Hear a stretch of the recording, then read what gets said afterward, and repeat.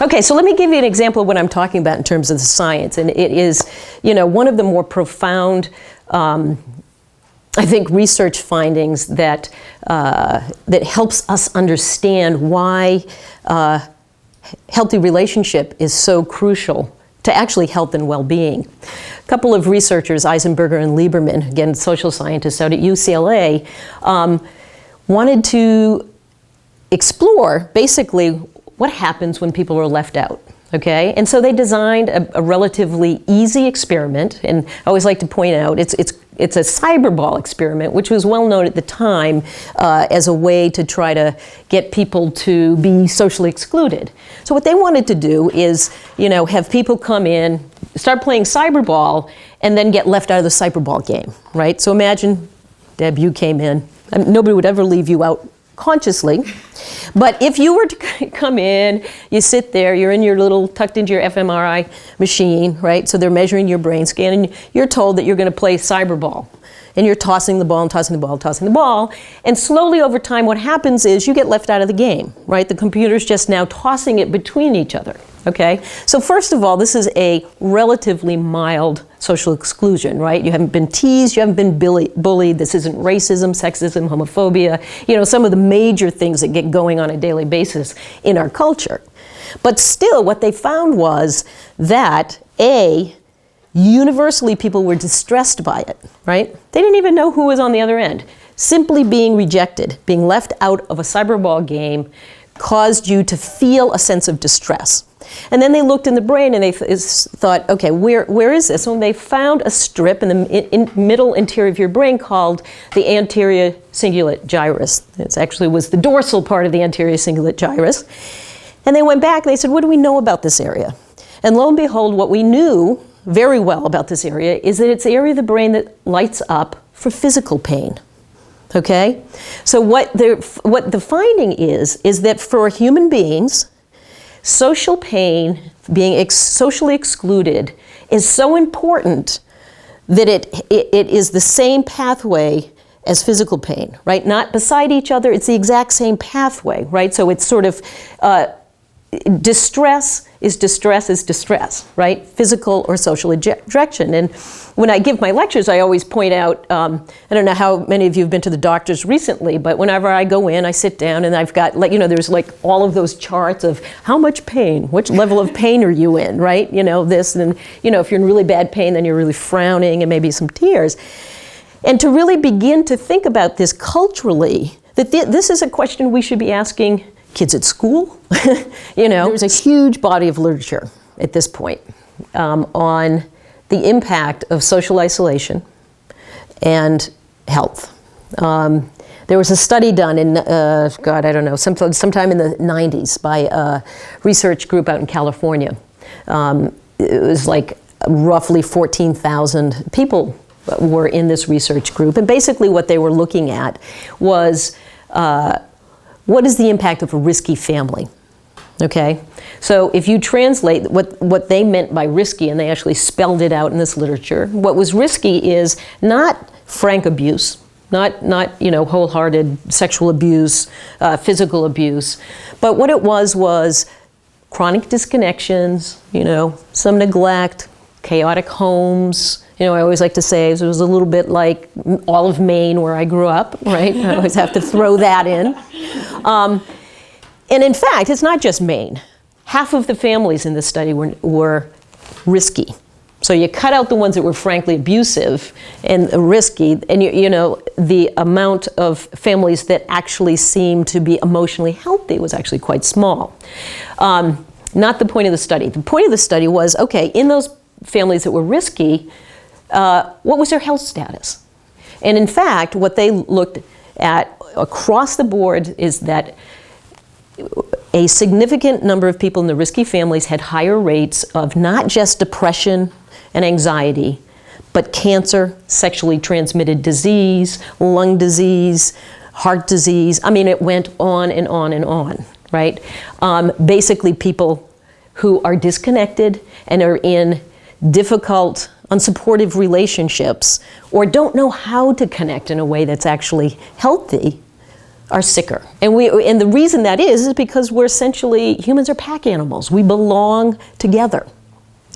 Dean Ornish, who was the guy most people associate with heart disease, he wrote a book kind of out of the blue about 10 years ago called Love and Survival, right? So this guy who's writing, all of his research and stuff is on hearts, writes this book, Love and Survival, and it documents study after study after study after study, and some anecdotes on the connection between disconnection, losing a spouse, losing a partner, and health. It is so robust, and there's a quote in there at some point that I always mention to people, audiences, when I'm talking to them, that says essentially this, that if, that the effect of chronic disconnections and losing a loved one is bigger than smoking, exercise, alcohol abuse, trying to think, there were a couple others, but in terms of predicting overall health and well-being. So, you know, I mean, here you've got one of the foremost cardiologists in the world basically saying the biggest risk to our health is disconnection, right? Why isn't this being sort of trumpeted from the rooftops, right? I mean, this is what I always ask myself. And, you know, the book was a bestseller, but it hasn't really changed the culture, right? And part of what we do at the Jean Baker Miller Training Institute is really try to look at culture and to see the cultural influence on development, on, you know, on systems and whatnot. And we particularly have looked a lot at the Western culture that really overemphasizes separation and individuation. And while the United States is off the scales in terms of separation and individuation, right? I mean, Americans just see themselves as gritty and tough, and we like that, right? We can do anything on our own. We don't need other people. You know, we're the rock. We're going to lead the world.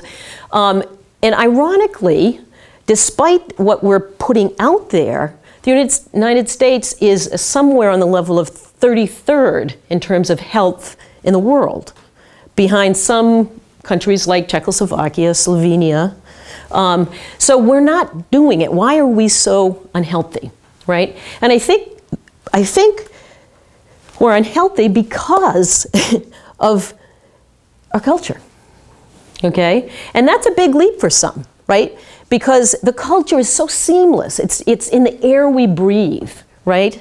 It's hard to pull it out and say that, but you know, it happens very seamlessly. And you know, one example that I would say is, for instance, in America, and this is a parenting strategy, right? Which is you bring your child home with an immature nervous system, because you know, we really bring home very little immature things. I mean, I've often thought they're kind of like marsupials, right? Like we ought to just we need to tuck them into our family pouch till they really grow, their brains grow and develop so that they can actually be out in the world. But one of the first things we think would be a really good idea is to have them sleep alone, right? So a whole technique has been developed called Ferberizing, where basically you bring the child home, you know, and it's a measure of pride how quickly you can get the child to sleep alone in his or her crib, right? Now, most people in the world would think that's just a crazy idea, right? So for most people in the world, they don't have, you know, the 10 rooms for the separate cribs, right? So the family bed is not, you know, not even an option. But that has been standard practice in terms of how generation and generations have raised children. And there's a growing body of literature that says, well, you know, actually, when you leave that child in the bed, and to Ferberize a child, you basically put them in the crib, and then you stand outside the door, and you kind of let them cry for, you know, 5 minutes, 10 minutes, and gradually you let them cry longer and longer periods of time. And, you know, and apparently, eventually they'll stop crying and go to sleep. Now, Of course, eventually all children will go to sleep, right? The question is, what price is that child paying, and what price is the parent paying on the other side of the door, basically, right? Because, you know, what I hear from parents is how horrifying it is to sort of have that cultural imperative to leave that child there in the crib crying, and they're usually crying on the other side. But again, this idea that these little babies got to start kind of pull it together, right? And in fact, what we know now is that the human nervous system develops in relationship. We have relational brains. They actually get sick. They get sick. They're disturbed. We get more stressed when we are out of healthy connection. Okay. And so one of the things that I've been working on is to really begin to think about a lot of the things that ail us in the Western cultures. Addictions, substance abuse, consumerism, going shopping all the time because we can, whether we want to or not. Overeating, the obesity rate is just rising and rising. The violence, our inability to let go of our guns, the list grows, right? But all of these, if you look through the lens of connection, can be thought of as literally disorders of disconnection, right?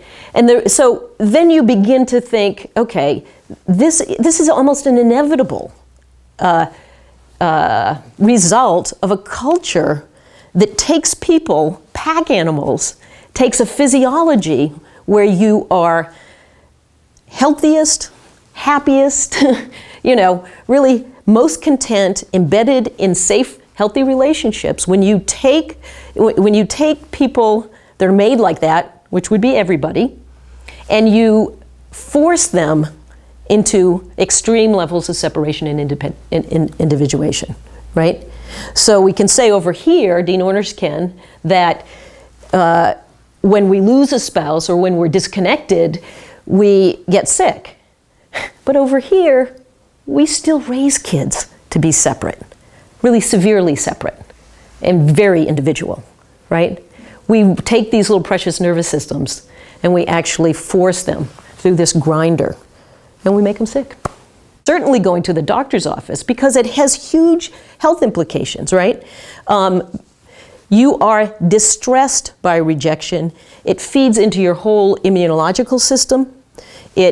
And you basically are sicker, right? And the studies have shown that when you are excluded, when you're left out, when you've lost a loved one, your immune system tanks, and you are prone to many more illnesses. So, the point being that we now know physical pain, social pain, all the same.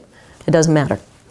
Wow. And we need to set up our cultural policies, right? And our school policies and our organizational policies that actually reflect that, because who would ever have, your kids going to school and basically say, okay, when you come in, I'll just whack you over the head and then start your day, right?